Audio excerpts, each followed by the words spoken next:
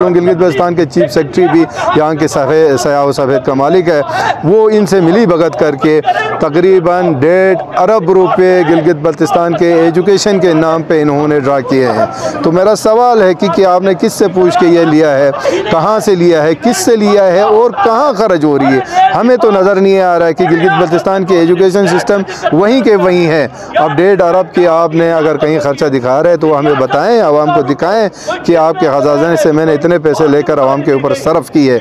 हमारा ये सवाल है, हमारा डिमांड है कि इन तमाम चीज़ों की तहकीकात होनी चाहिए, जिसके लिए ये फोरम खुलना बहुत ज़रूरी है। इस वक्त लैंड रिफॉर्म जो कि बर्निंग इशू है गिलगित बल्तिस्तान का, ज़मीनों की मिल्कियत का इशू है। मैं समझता हूँ जो आजकल जो लैंड रिफॉर्म्स का जो ड्रामा रचाया जा रहा है वो पाकिस्तान पीपल्स पार्टी ने एक बिल जमा की हुई हक़ मिल्कियत की, उसको सबोताज करने की एक साजिश है। उस साजिश को इंशाल्लाह हम नाकाम बनाएंगे। जो धरना है वो इसलिए दिया गया है क्योंकि गिलगित बल्तिस्तान के अवाम इस वक्त मसाइल मुश्किलात के भंवर में फंसे हुए हैं।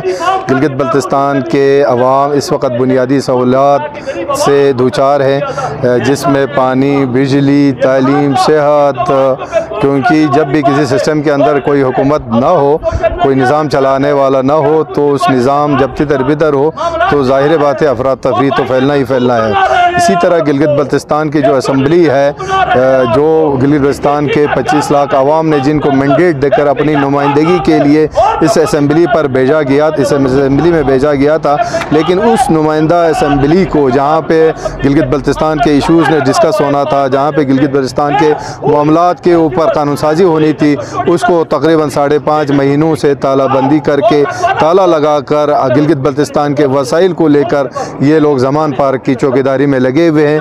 लिहाजा हमारा डिमांड है कि फौरी तौर पर आएँ, इस असम्बली को खोलें, गिलगित बल्तिस्तान के अवाम को मसाइल मुश्किलात के भंवर से निकालें।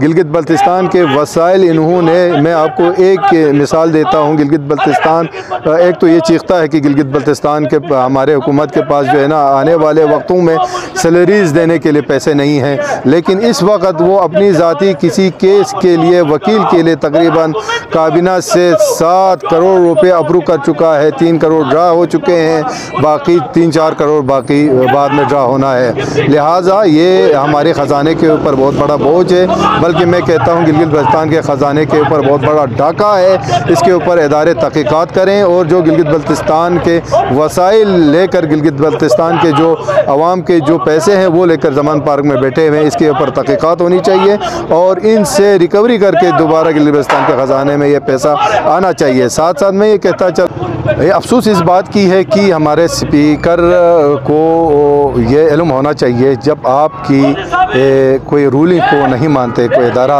या कोई फ़र्द, तो उसके ऊपर इनको अखलाकी तौर पर एक्शन लिया जाना चाहिए था। वो एक्शन ली नहीं, इसने अपनी जो कानूनी ताकत है उस ताकत को इस्तेमाल नहीं किया, जिसकी वजह से नहीं हो सका। लेकिन फिर भी कोई बात नहीं है, मैं गिलगित बल्तिस्तान का एक फ़र्द हूँ, मुझे फ़ख्र है कि मैं गिलगित बल्तिस्तान की कौमी जदोजहद में मुझे उसके पादाश में मुझे शेड्यूल 4 में रखा गया है। बेशक 10 साल और रखें, हम अपनी जदोजहद से पीछे नहीं हटेंगे, हमारा जदोजहद जारी रहेगा। बनने के लिए अफसोस से कहना पड़ रहा है कि वो सब जाके ज़मान पार्क की चौकीदारी में लगे हुए हैं। उनको ये भी पता नहीं है कि खान के कौन से टांग के ऊपर जो है वो गोली लगी है या कोई मसला पैदा हुआ, क्योंकि वो कभी दाएं पे प्लास्टर बांध के फिरते हैं, कभी बाएं पे प्लास्टर बांध के फिरते हैं। उसके बावजूद यानी झूठ की एक फैक्ट्री है पूरी, जिसकी अलामत ही, जिसका लीडर ही झूठ की फैक्ट्री हो, बाकी उसके कारकुनों का क्या हाल होगा आप अंदाज़ा करें। गुज़िश्ता कई महीनों से यहाँ के अवाम गंदुम के नाम पे जो है चोकर खाने पे मजबूर हैं। यहाँ पर हमारी माँ बहनें हेल्थ वर्कर्स की टेस्ट हुई थी, अभी वो जो है रोड पे आने को तैयार है। कई अरसा रोड पे जलील होने के बाद वो लोग घर चले गए, लेकिन हुकूमत टस से मस नहीं है। हुकूमत ने या यहाँ के जो हमने असम्बली मेंबरान को मुंतखब किया था, उन लोगों ने यहाँ अपनी जगह पे DC और SC को जिम्मेदारी दे के कि वो अवामी इशूज़ को हल करें, लैंड रिफॉर्म्स का मसला हल करें। जिनका काम नहीं है उनके जिम्मे लगा के खुद जमानत पार्क की चौकीदारी पे बैठे हुए हैं। ऐसी सूरत हाल के अंदर ये इलाका यतीम होकर रह गया है। अवामी नुमाइंदे असम्बली के दरवाजे पे आके धरना देने पे मजबूर हैं। असम्बली पे ताले लगे हुए हैं, जहाँ पे अवाम के हुकूक की बात होनी है, जहाँ के यहाँ के अवाम के फैसले होने हैं, उस पे तालाबंदी है। सुप्रीम अपील कोर्ट उसके बाद जो है उस कोर्ट के जरिए लोगों को रिलीफ मिलता है, अवाम को रिलीफ मिलता है, उस पे भी तालाबंदी है। इजहार राय पे तालाबंदी है। ठेकेदार बरादरी आज दरपदर फिर रही है। जहां हम देखते हैं गिलगित के किसी कोने में देखते हैं मसाइल का अंबार लगा हुआ है, लेकिन मसाइल को हल करने के लिए जिन लोगों का इंतखाब किया गया है वो बनीगाला में जाके म्यूजिक पे डांस करने में लगे हुए हैं। अफसोस होता है यह सारी सूरत हाल देख के।